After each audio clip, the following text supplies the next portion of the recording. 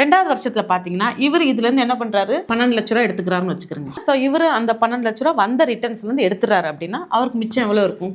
3,24,00,000. இந்த 3,24,00,000 மியூச்சுவல் ஃபண்ட்ஸ்ல அப்படியே தான் இருக்கும், நீங்க எடுத்தது போகும்.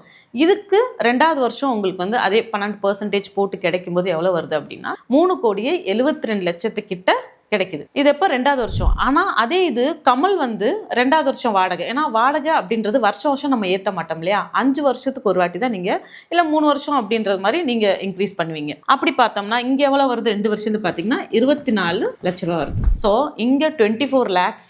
ஆனால் இங்கே பார்த்தீங்கன்னா அவர் இன்வெஸ்ட் பண்ண அமௌண்ட்டு ப்ளஸ் எஸ்டிமேட்டட் ரிட்டர்ன்ஸ் எல்லாம் சேர்த்து 3,72,00,000 ரூபாய் கிட்ட இவருக்கு கிடைக்குது. இதே 15 வருஷம் பாருங்களேன், கமலோட வேல்யூ எவ்வளோ இருக்கும் நீங்கள் பார்த்தீங்கன்னா, வீடு வாடகை கட்டி வீட்டுக்கு வந்து டிப்ரிசியேஷன் வேல்யூ இருக்கு ஓகேங்களா. 10 வருஷத்துக்கு ஒரு வாட்டி என்ன ஆகும்னா நீங்கள் அந்த வேல்யூ எடுத்தீங்கன்னா கண்டிப்பாக அதே மாதிரி அதோட மெயின்டெனன்ஸ் காஸ்ட் இருக்கும், எல்லாம் போக நியர்லி ஒரு 7 கோடி கிட்ட உங்களுக்கு வந்து வரும். 15 வருஷத்துக்கு அப்புறம் இவர் 3 கோடி இன்வெஸ்ட் பண்ணியிருந்தார் அப்படின்னா, அதே இது விமல் இருக்காப்ல இல்லையா, விமல் வந்து இன்வெஸ்ட் பண்ணியிருந்த அந்த 3 கோடி ரூபா 15 வருஷத்துக்கு அப்புறம் பார்த்தீங்க அப்படின்னா நியர்லி 15 கோடி கிட்ட உங்களுக்கு வந்துடும். 15 கோடி அப்படின்றது எங்கே இருக்குது உங்களுக்கு வந்து 7 கோடி அப்படின்றது எங்கே இருக்குது. இதுக்கப்புறம் இவர் நினச்சார் அப்படின்னா இன்பிட்வீனில் வீடு தேவைப்பட்டா எதுக்கு 10 வீடு ஒரு வீடு வாங்கிக்கிட்டு ரிமைனிங் அமௌண்ட்டை மியூச்சுவல் ஃபண்ட்ஸில் போட்டுக்கலாம். இதுலேருந்து உங்களுக்கு தெரியும் யார் புத்திசாலியான இன்வெஸ்டர் அப்படின்றது, விமலா இல்லை கமல் அப்படின்ட்டு. விமல் இன்வெஸ்ட் பண்ணுறது மியூச்சுவல் ஃபண்ட்ஸில், கமல் வந்து வீட்டை கட்டி வாடகை விட்டு அதில் எடுக்கலாம் அப்படின்னு நினைக்கிறேன். இன்றைக்கி பெரும்பாலானோம் அப்படி தான் நினைக்கிறீங்க, வீட்டை கட்டி விட்டுட்டு அதுக்கு வாடகை எடுத்துக்கலாம் அப்படின்றது. பட் ஈஸியாக நீங்கள் பார்க்கக்கூடிய அளவுக்கு இன்வெஸ்ட்மெண்ட்டு மியூச்சுவல் ஃபண்டில் இன்வெஸ்ட் பண்ணிவிட்டு